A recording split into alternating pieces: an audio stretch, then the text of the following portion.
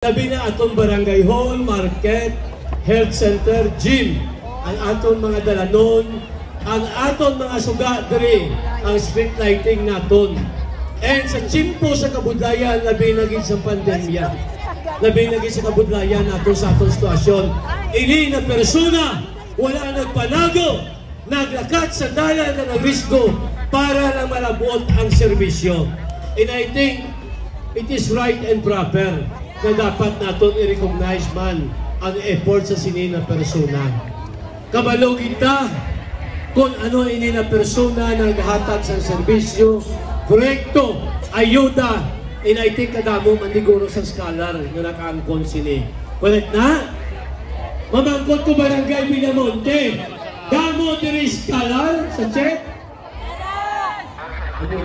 Scholar, diba? And of course, subong ang handong sini.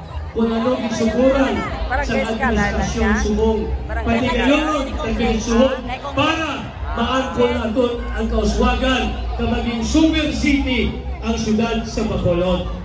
That's why ang pumuluyong Villamontehano mag-aisa sa mapatigayon sa Sinina Literato, madali na lang ini na chimpo.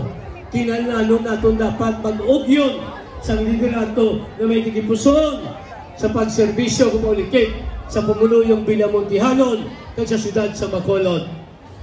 Gusto ko git tagaan sang chimpo kagayo ko sa inyo kung ano ang inyo nakita, ano ang inyo na eksperyensyahan, ano ang inyo benepisyo indirectly or directly ini na persona nagapatigayon labi na diri sa pumuluyo sa barangay Villamonte kag syudad sa Bacolod is no other than soon to be the Mayor of Bacolod City.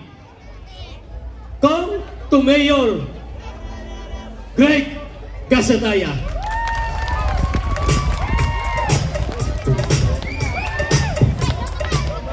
Barangay Villamonte, happy Ginagyawan Festival. Together with Mayor Albi, palapot din kami sa pagpanamyaw sa inyong tanan-tanan. No? We know that tonight is the highlights of a 5-day, no?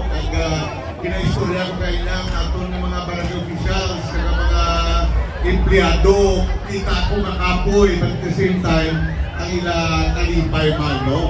So, Kap, congratulations kid sa aton ng mga barangay kagawads and officials sa inyong paghiwat sa Tinagyawan Festival. We assure you that our help and our support will always continue para diri sa inyo sa Barangay Villamonte. To everyone, salamat kid. Let's enjoy the evening. Mayong gabi and happy Tinagyawan Festival. Madamo na salamat, Mayor Greg Gasataya.